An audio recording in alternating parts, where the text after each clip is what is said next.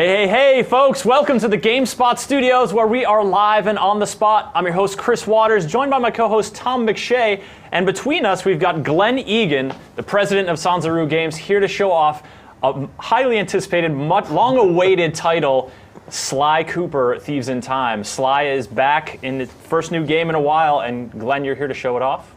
Cheers. Great to be here. Yeah, we're going to be showing off some new stuff. We're going to be showing Sly. You know, again, he's Sly Cooper Thieves in Time. He's going to travel back in time. He gets to meet all his ancestors that we'd heard about in all the original games. And so we're going to be showing off a chunk here where Sly has traveled back to medieval England. And he's actually going to get to meet his medieval English ancestor, Sir Gareth Cooper, a very sort of bombastic, knightly character, and maybe his knightly abilities don't quite live up to his rhetoric, but he's very entertaining. He talks a big game. Yeah. He's out there. Because Sly comes from a long line of thief raccoons, stretching back Middle Ages and further, and so here we are. You described it very eloquently in our discussion before the show as a Rube Goldberg circus death trap machine, I believe. Yeah, so Gareth has actually been imprisoned inside this sort of mad circus, and here Sly is actually going to endeavor to break him free. And here we're going to see a new costume that he's going to be getting in medieval England. The very archer dapper costume, yeah. That allows him to shoot arrows that create rope pathways that he can then use to traverse all the way up and through this giant circus tent. Because he appears to be working without a net. Yeah, we're going to see if Cayley brought his A game and if he can manage to stay above the ground. Yeah, and so costumes are really a way to sort of expand on Sly's abilities as you move through the game. But the cool thing about costumes is you retain them, and then you can go back and forth through any of the episodes that you encounter. And then a costume may provide you with an opportunity to unlock an area or get somewhere where you couldn't get to before. Okay. So this kind of adds to the replayability as you can move around. And this level here, we kind of call it, the level structures kind of follow similar to Sly 2 and 3, where you sort of have a massive hub environment, a lot bigger now on the PlayStation 3, and then spokes that run off it. And the hub environments tend to be sort of non-linear kind of gameplay. You can take on the challenges in any order.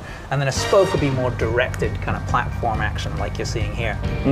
And here we're actually, getting to learn how to use the costume as you move through it. And essentially, by the time you get to the end of this spoke, you'll be an absolute pro, and then you can go out into the hub world and then you'll be using it, just in regular gameplay. So are the spokes generally where the time travel happens, and then the hub world is more of a consistent period of time?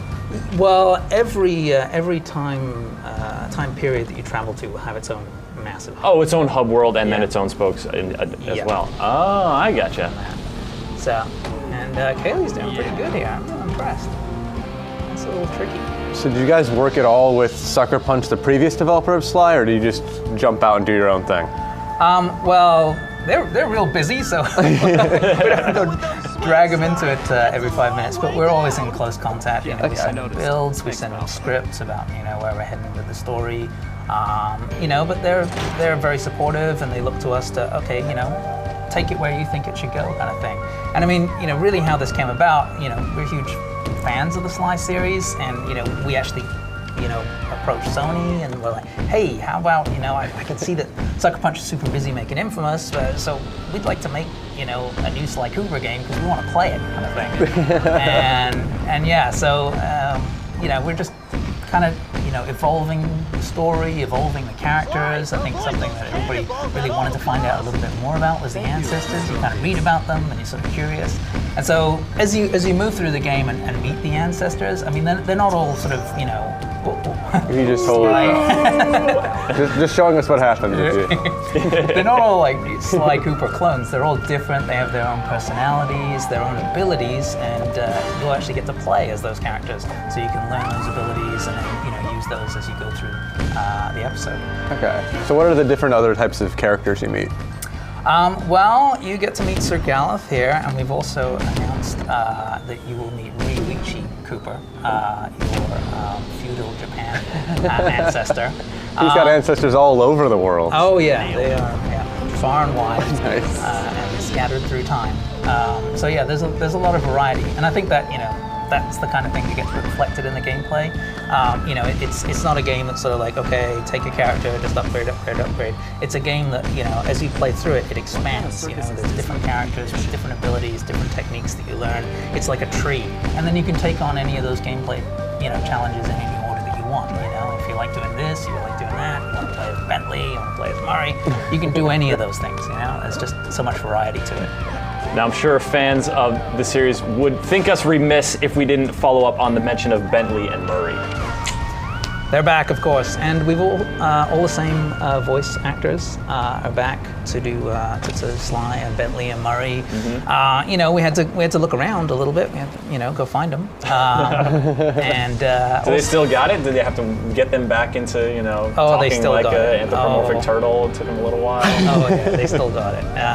Bentley is he's just amazing, and to meet him is. You're like, wow, you kind of look like Bentley. Oh, really? It's pretty cool. He's, character becomes a part of you, right? As an actor, even as a voice actor. He's in there.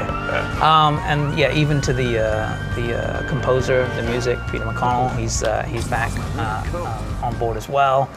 And we're really, we're not trying to, just totally head off in left field. We want to evolve it. We want to take everything that people know and love and expand on it. So if you love the previous series games, you're gonna love this one. But it's not like you have to know about it, to get into it. It's very, very accessible. Good shot there, Kaylee. It's a little tricky. Got it on the second try. Always gonna make it in time. I think so. Oh. Yeah, there it is. Oh, you paused for dramatic effect there. That was a nice touch. And so now here we're going to actually get to meet Sir Galeth, and he's been placed in this rather demeaning jester costume, and he's a little reticent at the idea that he would actually need rescuing, per se, because he's a gallant knight.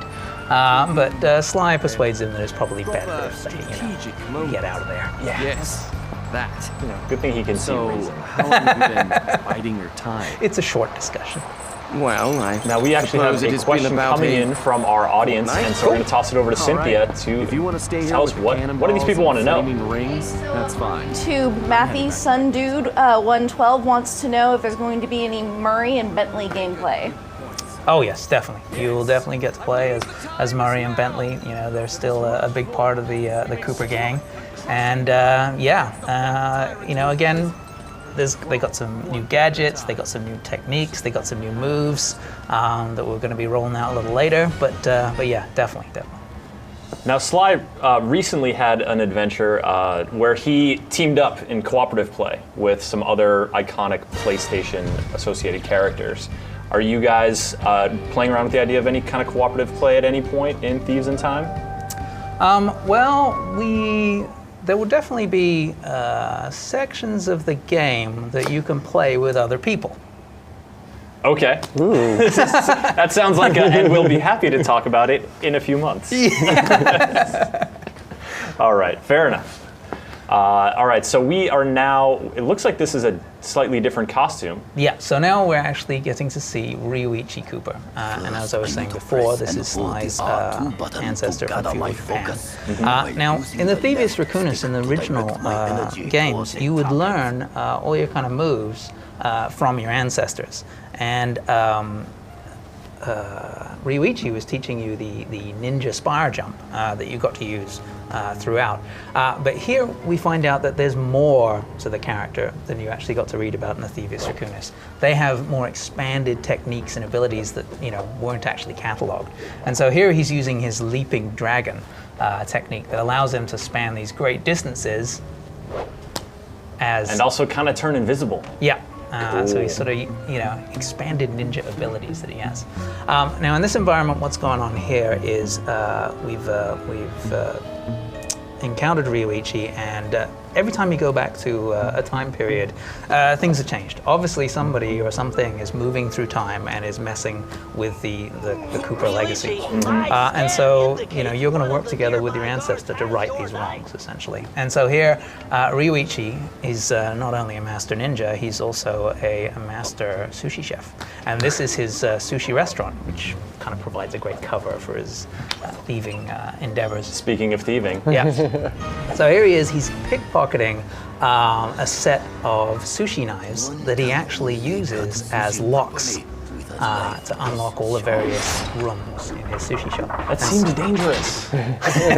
But he's a master ninja. It's all good. Don't try this at home, kids. Have confidence. Yeah. So essentially, all the sort of, sly thiefiness where you're moving through a space, making sure you're undetected. I mean, that's kind of core to the experience, right? Is that sense of like, I'm a thief, I'm sneaking around, you don't know what's going on, I know something you don't kind of vibe.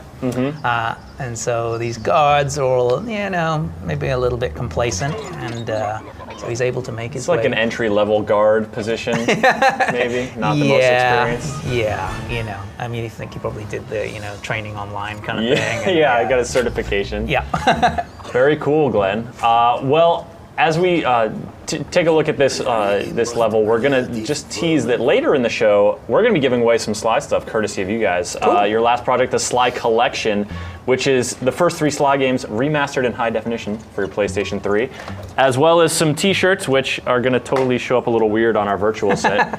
Oh yeah, that's actually bright green, but oh, wow. the magic of our video cameras has turned it slightly off color. Some Sanzaru T-shirts to give away later in the show. Awesome. And just before we wrap up, Glenn, we've got people in the comments clamoring for a release date. I'm not sure they're going to get one, but give us the line. Well, we are now announcing that we will be coming out in the fall of 2012. All right. Oh, okay. So I would describe that as not the ballpark, but it's definitely the postal code.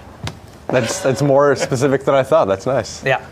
Very cool, Glenn. Well, thank you for coming on and showing us some Sly Cooper Thieves in Time. Cheers. Thank you very much. Yeah, looking forward to seeing more of that as the fall approaches.